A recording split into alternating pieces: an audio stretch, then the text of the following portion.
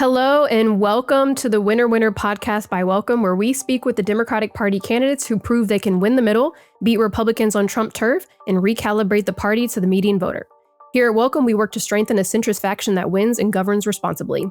We support centrist Democrats running in Trump districts through Welcome Pack. Today, I'm excited to be in conversation with Sarah Trone Garriott, who's running for Congress in Iowa's 3rd Congressional District against Republican Zach Nunn. Sarah serves in the Iowa State Senate and has flipped not one, but 2 seats in the Iowa Senate. She defeated a popular Republican mayor in 2020, and in 2022, after redistricting, she was drawn into a district with a Democratic colleague. Instead of running in a primary against her colleague, Sarah uprooted her home and moved to a neighboring district to take on the GOP Senate president in an R+5 district. Not only did she win, but she beat him by 3 points while running 10 points ahead of the top of the ticket. Sarah has a proven track record of overperformance and is the only Democrat in Iowa to flip multiple seats in districts that Trump won. Notably, Sarah is also a Lutheran minister and works at an interfaith food pantry network. Iowa's 3rd Congressional District encompasses central and southern Iowa. Iowa 3 has a Cook PVI of R+2, and Trump won the district by 4 points in 2024. The district is on the DCCC's Districts and Playlist, a possible precursor to Red to Blue. Sarah, welcome to the Winner Winner Pod, and so nice to chat with you today. Thank you so much, Lauren. So tell me more about your background. As I mentioned in your intro, you are a Lutheran minister, you run an interfaith food pantry network. How does your identity and your brand as a faith leader in the district really relate to voters and allow them to understand you and earn their trust? So as a minister, I was a former hospital chaplain. I've worked for a food pantry network. I've had a lot of experience showing up for my neighbors. And in all those roles, what matters the most is the connections, the relationship, and you build that by being there. And so as a state legislator, that's really important to me too. It's just how I operate. That's how I do things. So if folks invite me, I show up. I do my best to get out into the community and be connecting with people, and especially lots of different kinds of people. It's really important that I'm paying attention to maybe who I'm not seeing, who I'm not getting to talk to, and then find a way to connect with those folks. There's a lot of people who felt just ignored by the political process, by governments. They don't feel their interests are being represented. They don't feel like their voice is being heard. I know we can do better. I know government can be better, and I want to be part of making that change. That's beautiful. And I appreciate, again, your leadership in this space and talking about being a hospital chaplain. You've talked about marrying some of your constituents, which is really special. Why do you think that Democrats who are people of faith, why do you feel like the Democratic Party leaders don't talk about their faith as much? I feel like it's kind of something that's missing and really provides a lack of value proposition for a lot of voters, right? They don't know where you are and if you believe in anything, and they feel like they may not be able to relate to you or trust you as well. Why do you think that we don't lean into it as much? So faith is important to a lot of people, but I think a lot of good intentioned people have felt like it's not polite to talk about religion or religion and politics together, and they don't have practice. They're not sure how to do it in a way that's respectful, and all they've seen is religious rights and religious extremism, and the way that that happens, they don't want anything to do with that. So they say, well, I'm just not going to be that, so I'm not going to talk about that. But it's a really important thing to do because it's a good way to connect with people. Faith, there's a lot of common values across religions and even for folks who are not religious. But then, we need to bring our whole selves to what we do. And I think it's important for elected leaders to help share about who they are to the public.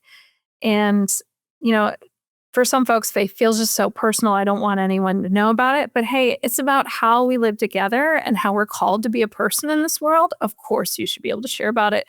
So I spend a lot of time encouraging my colleagues, not even about just talking about your own faith, but getting to know what matters to other people. And so showing up for faith communities, spending time with religious communities in their special moments, getting to know about your neighbors of faith. Even within Christianity, there's a lot of diversity, and getting to know your neighbors, hey, it shows you respect them, it shows they matter to you, and then you know something about them, which helps you serve them better. Absolutely. Yeah, I'm a non-denominational Christian, and I just feel like it's such a waste to not evoke it at all when it is something that is actually a part of your life, like you mentioned. And you've mentioned before, your conversations and engagement with, like you said, multiple religions in your district, and just how much that's meant to people. You've talked about how showing up has mattered so much to people who feel like they don't necessarily or get seen by Democratic leadership, and even talk about how you were one of the only Democrats who prays on the Senate floor during legislative session. So I'm sure that that has meant a lot to your voters. Well, and with the prayer too, I think it's, if there's an opportunity to bring the voices of my constituents into the chamber, I'm going to take that opportunity. If we're going to have prayer, it should be for everyone. And we have a lot of diverse faith perspectives. We have a lot of folks who have very strong values who are not religious. And so every one of those opportunities I want to take. So I'll ask religious leaders, members of communities to write a prayer or a non religious invocation or words of blessing for me, and I will share them for them. And I will acknowledge where they're coming from. I want to educate my colleagues about who lives in Iowa. I want to honor them. And that is my way of making sure that we're representing our whole state well. Yeah, which is really, really commendable. So thank you for doing that.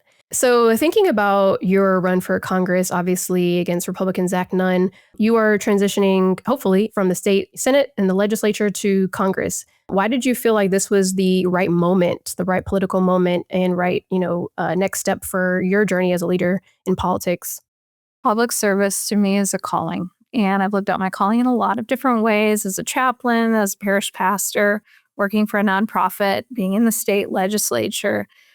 I could see the direction our country was headed in, and I was really concerned. And I could see how our congressperson was not standing up for us. He voted for Medicaid cuts that are going to close rural hospitals. He has applauded the reckless tariffs that are raising costs on everyone and destroying our farm economy. He has done nothing to extend those ACA subsidies, and now he's saying very publicly that he wants the ACA gone. This is hurting our neighbors, and somebody needs to stand up for them. And I know that I can. For me, it's always been a question of how can I help? And, do I have what it takes to make the difference in this moment? And if the answer is yes, then I need to step up, no matter how hard that is. It is the hardest thing I have ever done, running for Congress, but it's incredibly important in this time. And I'm standing up for the people I care about. I'm standing up for the things I believe in, and I'm standing up to bullies and trying to carve out a better path for government to really work for the things that make people's lives better. Yeah, I appreciate the bully mention, right? Because not only is it, chuckle worthy and funny to think about, but it's like, well, some of it is really egregious and horrendous and tyrannical in a lot of ways. And again, not to get too stuck on the faith conversation, but there are a lot of Republican leaders who share your faith and who share our faith as, believers in Christ. And how do you communicate with even your Republican colleagues in the state legislature about, like, how can we find common ground to ensure that we're representing people's interests and showing up for people as the government that we aspire to be? So, as a Christian minister, I feel like often my biggest calling is to remind Christians of what we believe in. And so there's an opportunity there with my colleagues all the time to say, hey, this is a really important part of living out the faith that you possess. But then also, identifying all of this common ground that we have across religious perspectives and for folks who are not religious as well. And, just reminding my colleagues of the impact of their decisions on human beings, the people they represent. So I really help make sure that their constituents are heard by them as well. And sometimes that means, making sure that they hear those stories coming out of their districts and making sure that their constituents have access to them. Like, I will literally go into the chamber and find my colleagues and bring them out to talk to their constituents because I'm like, you're here. Good. Your person wants to see you. Yeah, fantastic. I'm helping them do a better job. And it's really important. And I want my colleagues to help me do a better job as well, too. Oh, 100%. It goes both ways. And to your point about ensuring that it's not just you who's, leaning into their inclinations to do certain things, but it's their actual constituents. It's the people who they are being elected by and being relied upon, and wanting to ensure that they remain grounded in why they're doing what they're doing and what they're doing. And you've spoken about this before about, kind of saying like, you can help me in my, my work and my campaigning, but you can't boss me around, which is one of my favorite STG quotes. So, I guess how do you restore and find the balance between Republican and Democratic colleagues having priorities that you think are misaligned with voters' interests and trying to keep people balanced within the legislature and even your plans to do that in Congress as well? At the state level and at the federal level, we need to address corruption. And so at the state level, I have filed bills for term limits because I think that it's important that people are working hard for their districts and listening to their constituents, and they can't just take a seat for granted. There are a lot of folks in safe seats who just hang out, and we need to have new voices and new perspectives coming up through the political process. So I think term limits could help with that, but then also some accountability for folks that can't just park there and be there forever. And then I've also filed a bill to prevent stock trading at the state level because no one should be getting rich off of the decisions they're making in state government. Those are both pieces of legislation I would gladly work on at the federal level because the system is not working for people. There's some real problems, and we need to address those. That also includes campaign finance reform. The way that money has such a loud voice in this process is really disturbing, and we need some real transformation when it comes to that issue. Constitutional amendment to overturn Citizens United, banning corporate PAC money in elections. There are a lot of things that we can do to make the process fairer so that people are truly accountable to their voters and not able to ignore them. Accountable, yeah. And even thinking about another thing that I really liked about your leadership was you broke with your party to support tax cuts for the middle class in Iowa. What are the places that of frustration that you have with the Democratic Party overall, or even the colleagues that you have in the legislature that kind of again just don't align with the best representation of voters' needs, and why again for your 2026 run in particular are those things so important for the party to rebrand and regain trust among voters? I think everyone, but especially Democrats in our state, need to be showing up. They need to be showing up places with people who don't see the world the same way they do. They need to be showing up for folks that might be outside of their comfort zone because these are the people we represent. And there's a lot of folks left out of the conversation. There are a lot of our neighbors who are frustrated with politics as usual. They do not feel heard. They've given up. And elected leaders, we need to restore that trust. We need to rebuild it. And that means working hard to be there for people and meeting them where they're at. And there's a lot of folks that disagree with you on one issue, but there could be common ground on another. We can't count them out. And I think some of that has happened. And, there's also people that we can't take for granted. If they've been your voters in the past, you can't stop listening or showing up. And that's really important to me. That's something that I try to model for all of my colleagues, whether they're Republicans or Democrats. But as we've seen in Iowa, it hasn't been a great time for Democrats. And the Democratic Party has lost a lot of elections. And I think there's a real opportunity to look at that and learn from that and do a better job. Absolutely. Won't go down my rabbit hole on some of those things. But, thinking about, you mentioned the voters in your district. Can you give us kind of like an overview of, who are the voters in your district? What are their biggest needs in this moment? And how do you feel like your leadership will be able to provide them a lot of solutions to the problems that they're facing? There's 4 congressional districts in Iowa, so it's a quarter of the state. And so I have a little bit of everything. We have the metro area of Des Moines, we have the growing suburbs, and then we have rural communities, small towns, small cities. We've got all kinds of folks and a lot of diversity in the Des Moines metro area, ethnic, religious. It runs the whole spectrum. And so, looking for those places where there's that common ground, everybody wants an economy that works for them so that they can provide for their families, so that they can provide what they need, so they can plan for the future, so they can get ahead and have a good, dignified retirement and get the health care they need. So those are the things where that cuts across political lines and all kinds of different kinds of diversity.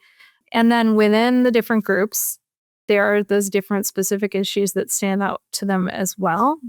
In state government, I'm aware there's just a wide variety of issues we're dealing with, and they're all important to somebody. And so that's why it's so important to hear from my neighbors what matters to them and be accessible so that when they want to share about an issue that's important, they can tell me about it.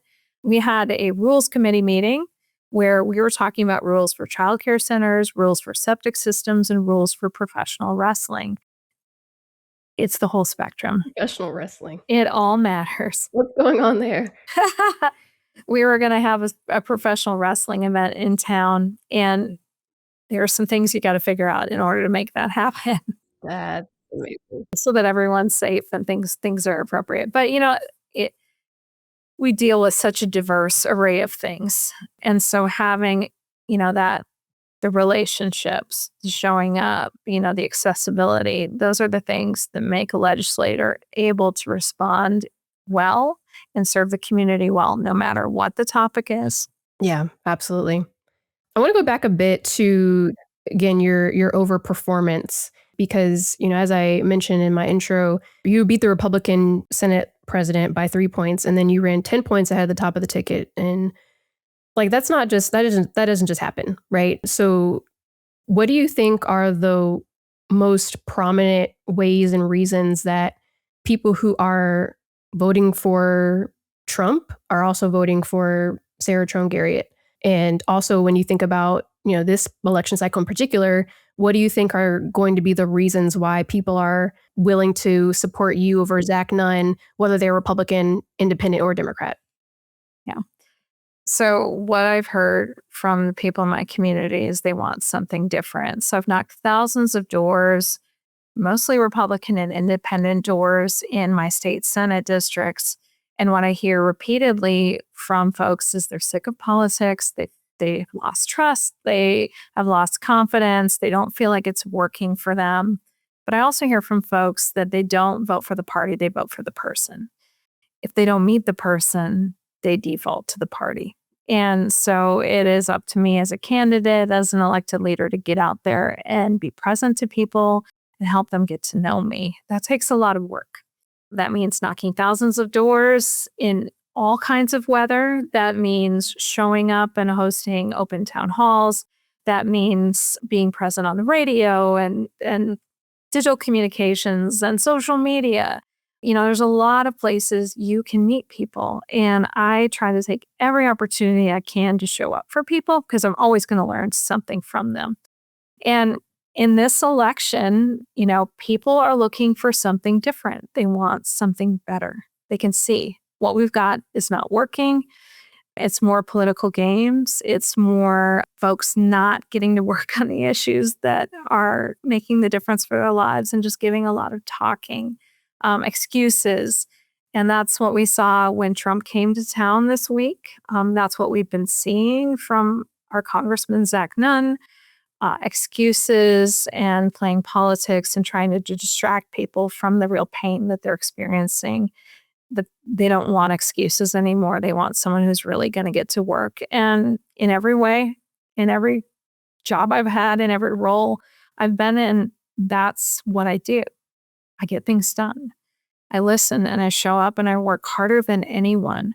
And that resonates with people because that's what they deserve. It's 100% what they deserve. And we appreciate that.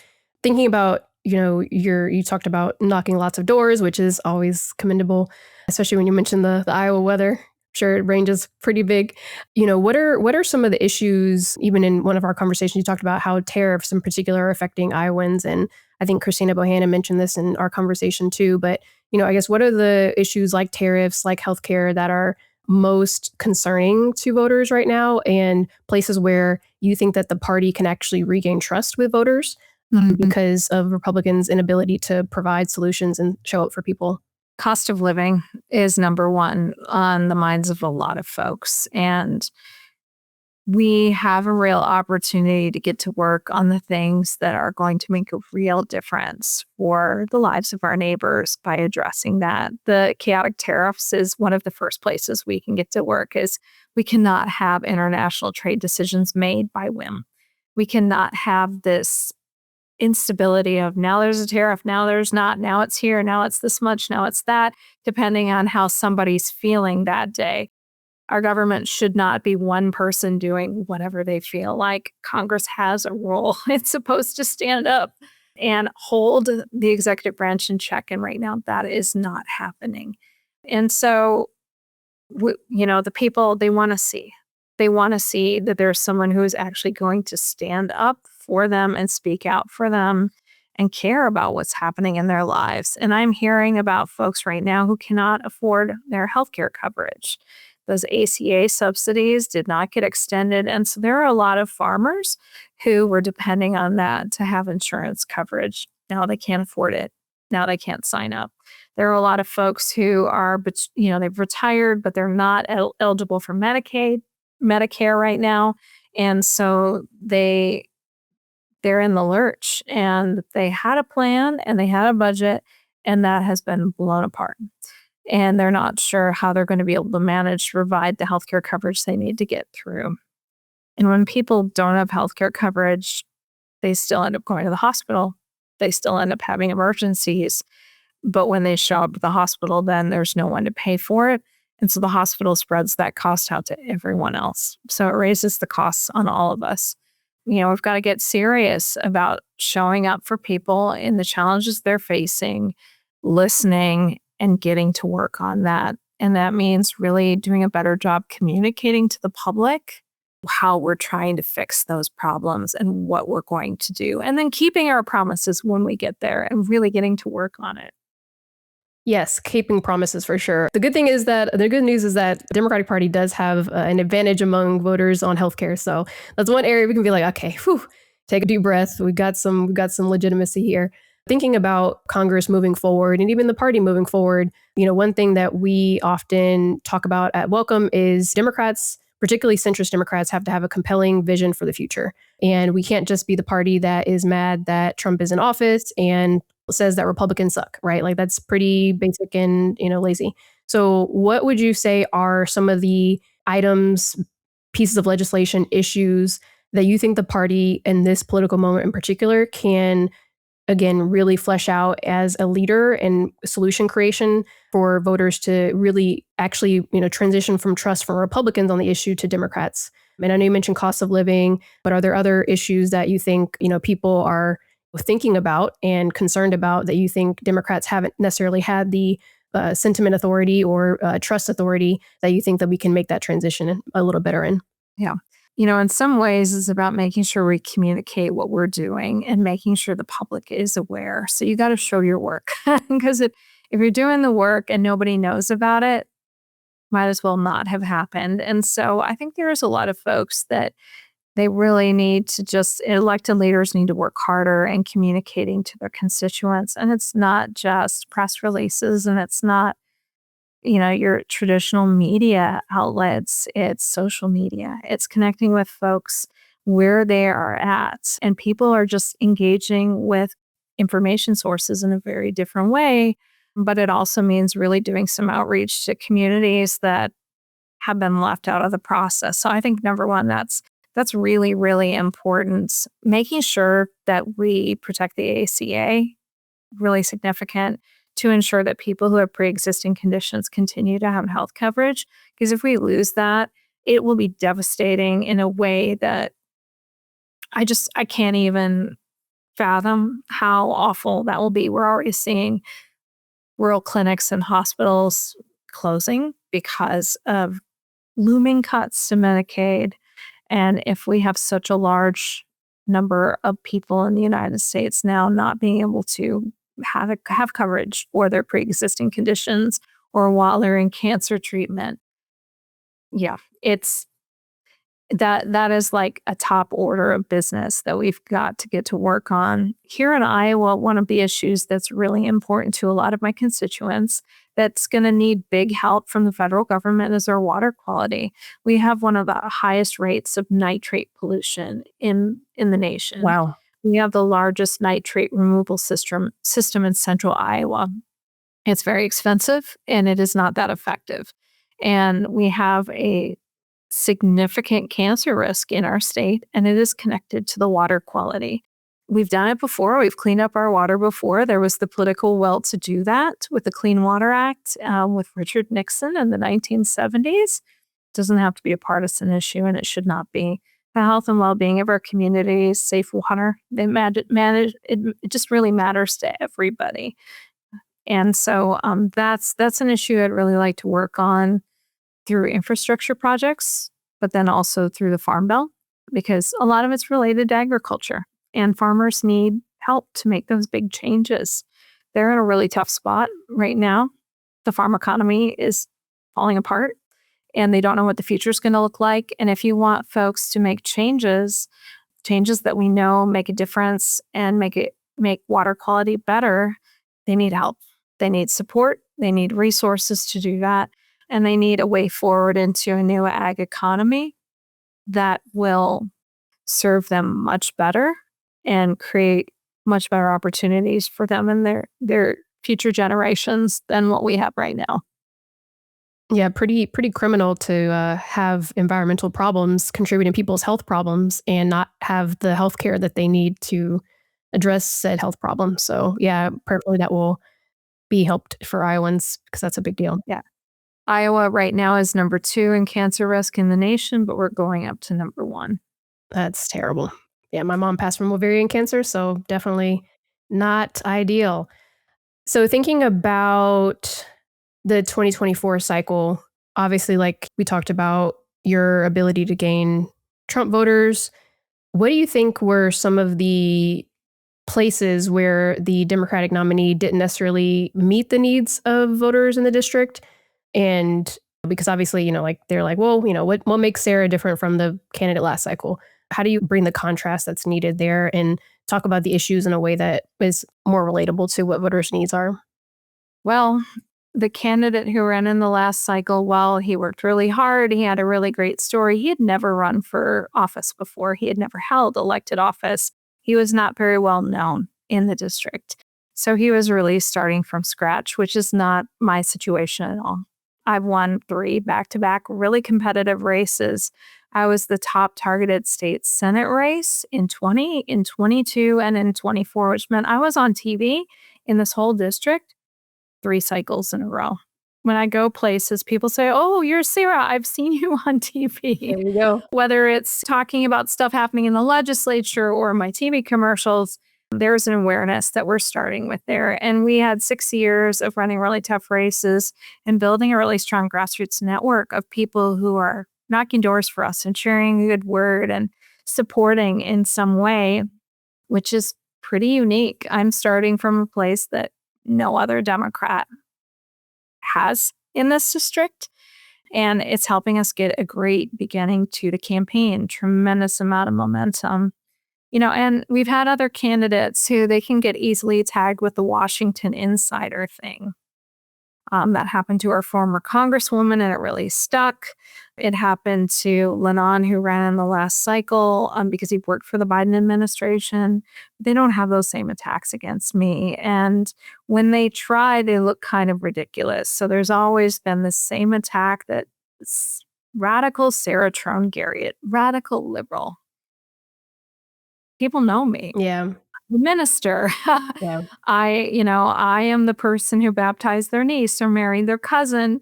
I preached at their church. I showed up and did a presentation on food insecurity for their business or their school. I am the state legislator who gave them a tour of the Capitol. People know me and while I don't know everyone in the district, I know a lot of people. And they can share a good word on my behalf, which is the thing that makes the biggest difference. You can put lots of money into paid media and TV and ads and things like that. It just becomes white noise. But when your neighbor or friend says something about a candidate, they listen to that. And that's what makes the difference. And I've been showing up in this district for 6 years in a way that Zach Nunn has never shown up for the people of Iowa's 3rd district. And there's a really clear difference there. He's never held an open town hall since he started in this position. And I have held many open events throughout the years, and I've held open town halls in this campaign. Showing up. It matters, guys. It's simple, but it matters. And I'm sure that people who are listening to this conversation and others that we've done, there's this theme, there's this through line from Bobby Polito to your friend Christina Bohannon. Everybody, when you show up to people, it matters. And people remember those things. And when they see you present in their communities, it matters. All right. So we're going to wrap up here shortly, Sarah. So thank you again for your time. But I want to finish up on, again, like looking more toward the future and thinking about specifically, how do you think your candidacy contributes to a vision of the Democratic Party that can win in the future and in election cycles to come? I'm running because I want to make things better for my neighbors. I'm running because I want politics to work for people. I'm running because I want my party to be better. I know we can be. There are a lot of opportunities to improve. And I want to share what I've learned from running really hard races. And I want to be part of making a better future for our country and for our state. So, it's about showing up. It's about listening. It's about connecting with people and making new relationships with folks that might not see everything the same way, but there is a tremendous amount of common ground. And that's what I hear from my neighbors. And, the greatest issue, the greatest need, honestly, for them is they want someone to heal the division. Yeah. They want someone to bring people together. Yeah. They love their neighbors. They love their friends. They have different political perspectives, but they want to be together as part of the community. And we've gotten a lot of division and a lot of animosity. That's not what they want. And they know it's hurting us all. And so we can be part of making that change. And I want to help my political party be part of making a better future. We can and you will. And so grateful to have your leadership and your candidacy, Sarah. You are just a blessing of a human. So thank you for being you. And thank you for the care and the empathy and the compassion that you show people, because I'm sure that your overperformance and your candidacy proves to people that when you show up like this, it matters and people see that. So thank you for being you, Sarah. We appreciate you. Thank you for your candidacy. Guys, I always say this, give Sarah some money. You know how to do it. Win the Middle, Act Blue. Give to Sarah via the Win the Middle slate. Make sure that she has the dollars that she needs to take on Zach Nunn in November. And let's make sure that she has the support and the backing and the resources that she needs to really bring it home for this district in Iowa's 3rd. So thank you so much, Sarah. We so appreciate you. You are awesome and just grateful for your leadership. So thank you for all you're doing. Thank you, Lauren.